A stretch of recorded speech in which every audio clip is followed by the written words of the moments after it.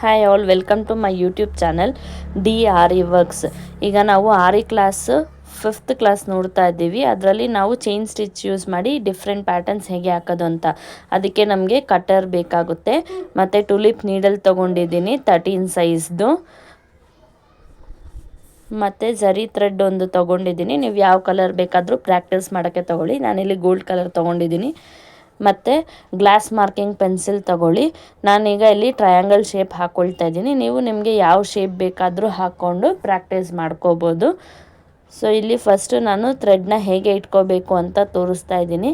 So ನಾನು ವಿಡಿಯೋದಲ್ಲಿ ತೋರಿಸಿರೋ ಥರ ನೀವು ಥ್ರೆಡ್ನ ಫಸ್ಟು ಇಟ್ಕೊಳ್ಳೋಕ್ಕೆ ಪ್ರಾಕ್ಟೀಸ್ ಮಾಡಿ. ಅದಾದಮೇಲೆ ನೀಡಲ್ ತೊಗೊಂಡು ನಾವು ಕೆಳಗಿಂದ ಹೇಗೆ ದಾರ ತೊಗೋಬೇಕು ಅಂತ ಈಗ ತೋರಿಸ್ತಾ ಇದ್ದೀನಿ. ಸೊ ಈಗ ನಾವು ಫಸ್ಟು ಟ್ರಯಾಂಗಲ್ದು ಎಡ್ಜ್ ಯಾವುದಾದ್ರೂ ಒಂದು ಕಡೆ ಎಡ್ಜಿಂದ ಸ್ಟಾರ್ಟ್ ಮಾಡಬೇಕು. ಸೊ ನಾರ್ಮಲ್ ಚೈನ್ ಸ್ಟಿಚ್ ಹೇಗೆ ಹಾಕ್ತೀರಾ ಅದೇ ಥರ ಹಾಕಬೇಕು. ಸೊ ನೀವು ಚೈನ್ ಸ್ಟಿಚ್ಚು ಚಿಕ್ಕದಾಗಿ ಹಾಕ್ತಾ ಬನ್ನಿ. ಸೊ ನಾನೀಗ ಮೇಲಿಂದ ದಾರ ಹೇಗೆ ತೊಗೊಳ್ಳೋದು ಮತ್ತು ಕೆಳಗಿಂದ ಹೇಗೆ ದಾರಾನ ನೀಡಲ್ಗೆ ಸುತ್ತಬೇಕು ಅನ್ನೋದನ್ನು ಕೂಡ ವಿಡಿಯೋದಲ್ಲಿ ತೋರಿಸಿದ್ದೀನಿ. ಕ್ಲಿಯರಾಗಿ ನೋಡಿಕೊಂಡು ನೀವು ಪ್ರಾಕ್ಟೀಸ್ ಮಾಡ್ಕೊಳ್ಳಿ. ಸೊ ನಾವೀಗ ಫುಲ್ಲು ಸ್ಮಾಲ್ ಚೈನ್ ಸ್ಟಿಚ್ ಹಾಕಿ ಆ ಲೈನ್ನ ಪೂರ್ತಿ ಕವರ್ ಮಾಡಬೇಕಾಗುತ್ತೆ. ಕವರ್ ಮಾಡಿಬಿಟ್ಟು ನಾವು ಎಂಡಿಂಗ್ ಪಾಯಿಂಟ್ಗೆ ಬಂದಾಗ ಚಿಕ್ಕದು ಇರೋದ್ರಲ್ಲೇ ತುಂಬ ಚಿಕ್ಕದಾಗಿ ಒಂದು ಚೈನ್ ಸ್ಟಿಚ್ಚನ್ನ ಹಾಕಿಬಿಟ್ಟು ನೀಡಲ್ನ ಟರ್ನ್ ಮಾಡಬೇಕಾಗುತ್ತೆ.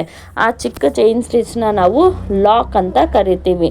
ಸೊ ನಾವು ಫುಲ್ ಲೈನ್ನ ಕ್ಲಿಯರ್ ಮಾಡಿ ಟರ್ನ್ ಮಾಡೋಕ್ಕಿಂತ ಮುಂಚೆ ಎಂಡಿಂಗಲ್ಲಿ ಒಂದು ಚಿಕ್ಕ ಚೈನ್ ಸ್ಟಿಚ್ನ ಹಾಕಬೇಕು. ಆ ಚಿಕ್ಕ ಚೈನ್ ಸ್ಟಿಚ್ನ ಹಾಕಿಬಿಟ್ಟು ನೀಡಲ್ನ ಡೈರೆಕ್ಷನ್ ಇದೆಯಲ್ಲ ಅದನ್ನು ಟರ್ನ್ ಮಾಡಿ ನಾವು ಇನ್ನೊಂದು ಕಡೆಗೆ ಮತ್ತೆ ಸ್ಟಿಚ್ ಹಾಕೋದನ್ನು ಸ್ಟಾರ್ಟ್ ಮಾಡ್ತೀವಿ. ಸೊ ನಾರ್ಮಲ್ ಬೇಸಿಕ್ ಸ್ಟಿಚ್ಗೂ ಇದಕ್ಕೂ ಅಷ್ಟೇ ಡಿಫ್ರೆನ್ಸ್ ಇದೆ. ಸೇಮ್ ನಾರ್ಮಲ್ ಹೇಗೆ ಚೈನ್ ಸ್ಟಿಚ್ ಹಾಕ್ತೀರಾ ಅದೇ ಥರ ಹಾಕಬೇಕು. ನೀವು ಎಲ್ಲಿ ಟರ್ನ್ ಮಾಡ್ತೀರಾ ಶೇಪ್ಗೆ ತಕ್ಕಂಗೆ ಆ ಸೈಡಲ್ಲಿ ನೀವು ಒಂದು ಚಿಕ್ಕ ಲಾಕ್ ಥರ ಹಾಕಿಬಿಟ್ಟು, ಚಿಕ್ಕ ಚೈನ್ ಸ್ಟಿಚ್ನ ನಾವು ಲಾಕ್ ಅಂತೀವಿ, ಬೇರೆ ಏನಿಲ್ಲ, ಚಿಕ್ಕ ಲಾಕ್ ಥರ ಹಾಕಿ ನೀವು ಕಂಟಿನ್ಯೂ ಮಾಡಬೇಕಾಗುತ್ತೆ. ಸೊ ನೀವು ಇದೇ ಪ್ರೊಸೀಜರಲ್ಲಿ ಫುಲ್ ಟ್ರಯಾಂಗಲ್ನ ಕಂಪ್ಲೀಟ್ ಮಾಡಿಬಿಟ್ಟು ಎಂಡ್ಗೆ ಬಂದಮೇಲೆ ಎನ್ ನಾಟ್ ಹಾಕಿ ಕಂಪ್ಲೀಟ್ ಮಾಡ್ಕೊಳ್ಳಿ. ಸೊ ಎನ್ ನಾಟ್ ಹೇಗೆ ಹಾಕೋದು ಅಂತ ಫಸ್ಟು ವಿಡಿಯೋದಲ್ಲೂ ಹೇಳಿದೆ, ಈಗಲೂ ಹಾಕ್ತಾ ಇದ್ದೀನಿ, ಒಂದ್ಸರಿ ಕರೆಕ್ಟಾಗಿ ನೋಡ್ಕೊಳ್ಳಿ. ಲಾಸ್ಟ್ ಚೈನ್ ಸ್ಟಿಚ್ನ ಒಂಚೂರು ದೊಡ್ಡದಾಗಿ ತೊಗೊಂಡು ಅದರೊಳಗೆ ಪಕ್ಕದಲ್ಲೇ ಇನ್ನೊಂದು ಚಿಕ್ಕ ಚೈನ್ ಸ್ಟಿಚ್ನ ಆ ಲಾಂಗ್ ಲೂಪ್ ಒಳಗೆ ಬರೋ ಥರ ಚಿಕ್ಕ ಲೂಪ್ ಒಂದು ತೊಗೊಳ್ರಿ.